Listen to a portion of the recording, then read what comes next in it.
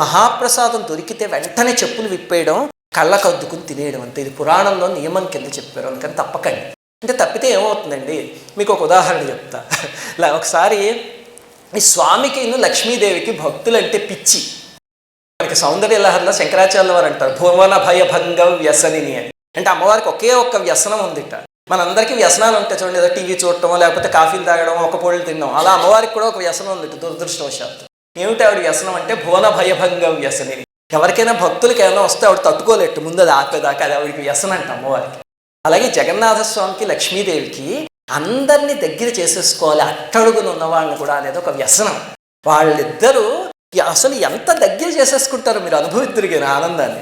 అయితే ఏమైంది, ఒకసారి అమ్మవారి ఆలయంలో గురువారం వచ్చి తిరుగుతుంటే అక్కడ ప్రసాదాలు అందరూ కలిసి కింద కూర్చుని తింటుంటే అమ్మవారు అక్కడే వాళ్ళతో పాటు చూసి సంతోషించేస్తుంది. అక్కడికి వచ్చి స్వామి అమ్మవారు పొంగిపోతే బలభద్రుడు కృష్ణుడితో అన్నట్టు, ఏమిటిది, వాళ్ళ వచ్చిన వాళ్ళు తుడుచుకునేవాళ్ళు, ఊడ్చుకునేవాళ్ళు, వాళ్ళ దగ్గరికి వెళ్ళి కూర్చుంటోంది ఏమిటి లక్ష్మి, మధ్య మరీ పెరిగిపోయింది, ఇలాగా నువ్వు ఎలాగైనా కట్టడి చేయాల్సిందే, ఈరోజు మందిరంలోకి రానివ్వకు అన్నట్టు అమ్మవారిని అని. ఇది పురాణంలో ఉంది, నీలాచల పురాణంలో, అందుకని చెప్తున్నాను. రానివ్వద్దు అంటే ఈ పరమాత్మకి అన్నీ తెలుసు కదా, ఈయన ఒక చిరునవ్వు నవ్వి సరే అన్నయ్య నువ్వు చెప్తే అలాగే చేద్దాము అన్నట్టు. ఏంటి బలభద్రుడు ఎలా చెప్తాడంటే, ఆయన ఆదిశేషుడు, అప్పుడప్పుడు బుస కొడుతూ ఉంటాడు, మనకి రామాయణంలో కూడా చూస్తాంగా. అందులో ఇప్పుడు అన్నగారు బావగారు పొజిషన్లో ఉన్నాడు, లక్ష్మీదేవిని చాలాసార్లు ఏడిపిస్తాడు, ఇది చెప్తా మీకు.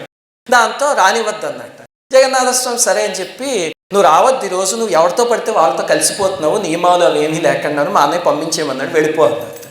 ఈవిడికేముంది, అంగీకృత అఖిల విభూతిరపాంగలీల మాంగళ్యదాస్తు మమ మంగళ దేవతాయ అంటారు కదా. వెళ్ళిపోయి హాయిగాను ఈ స్వర్గద్వార దగ్గర ఒక చోట సముద్రపు ఒడ్డుకు వచ్చి విశ్వకర్మని పిలిచి ఇక్కడ నాకు ఒక పెద్ద భవనం కట్టు ఉంది అంటే, వెంటనే ఆయనంతా 2 నిమిషాల్లో భవనం కట్టించేసాడు అమ్మవారికి.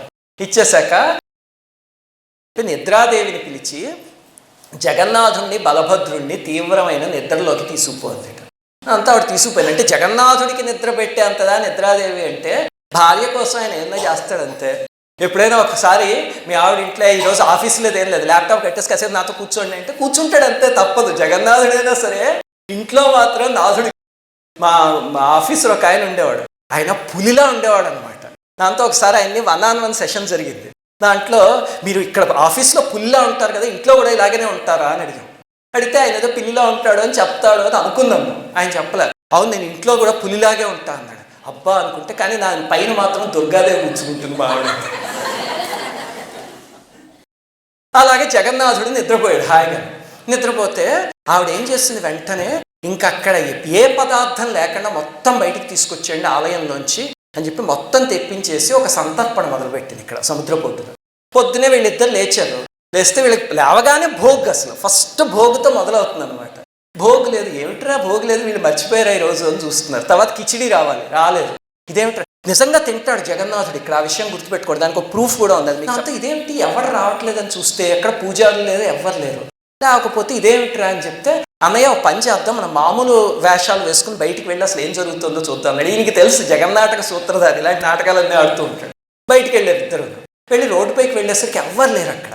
ఇదేమిట్రా ఎవడు భోగు పెట్టట్లేదు, ఎక్కడికి పోయారు వీళ్ళందరూ అని చెప్పి ఒకరిని అడిగితే, ఒక అబ్బాయిని అక్కడ సముద్రపు ఒడ్డున ఒక ఆవిడ అద్భుతమైన సంతర్పణ చేస్తుంది, అక్కడికి వెళ్ళిపోయారు అందరూ అంటే, అన్నయ్య ఏదో బాగానే ఉంది, ఆకలిస్తుంది బాగానే, పద అక్కడికి వెళ్దామని చెప్పి తీసుకువెళ్తే అక్కడ ఆవిడ ఏం చేస్తుంది, అందరినీ కూర్చోబెట్టేసి ఏ నియమం లేకుండా, ఉచ్ఛిష్ట నియమం లేకుండా పెట్టేస్తుంది. ఈ బలభద్రుడికి కొంచెం బాధ చేసి, ఇదే కదా మనం వద్దనుకున్నాం, మళ్ళీ ఇలా పెడుతోందని, ఓ పని చేద్దాం, ఇక్కడ ఏది అడిగితే అది ఇస్తారు కదా అని ఒక ద్వారపాలికని, మాకు వండుకోవడానికి పాత్రలోనూ పదార్థాలు ఇస్తారా అని అడిగితే ఇస్తాం తీసుకువెళ్ళండి అని చెప్పి ఆవిడ ఇచ్చింది. సముద్రపు ఒడ్డున ఈయన గారు కిచెన్ పెడితే మరి అక్కడ అమ్మవారు ఉన్నారు కదా, అగ్నిదేవుణ్ణి పిలిచి పొరపాటును కూడా అక్కడ వెలగడానికి వీల్లేదు, జాగ్రత్త అని చెప్పారు. అగ్ని వెలగలే. చూసాడు, ఏమవుతుంది, ఆకలేస్తుంది అంటున్నాడు తమ్ముడు, ఈయనకే ఆకలేస్తుంది. సరే కాస్త నీళ్లు తాగి మోకాలు డొక్కలో పెట్టి పడుకుందాం అనుకున్నాడు కాసేపు. అవ్వకపోయేసరికి ఇంకా గిజగిజలాడడం మొదలు పెడితే, అప్పుడు పైనుంచి ఆ తల్లి గాజుల చప్పుడు చేసి పిలిచిందిట.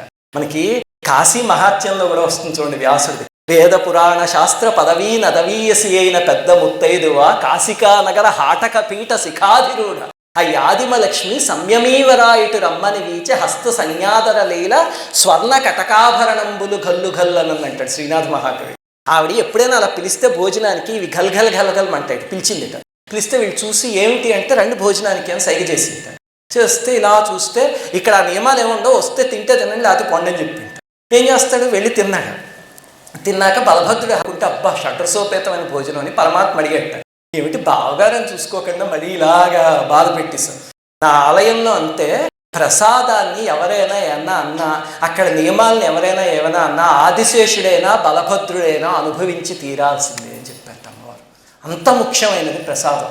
అంటే ఏమిటంటే పురాణ కథలు ఇవన్నీ నిజమేనా అంటే, నేను మొట్టమొదటి ఆఫీస్లో చేరినప్పుడు ఒక అమ్మాయి ఉండేది మా ఆఫీస్లో. అమ్మాయి ఒరిస్సాదనమాట. ఒకరోజు భోజనం చేస్తుంటే ఈ పూరి జగన్నాథ్ గురించి చెప్తూ ఒక విచిత్రమైన సంఘటన చెప్పింది.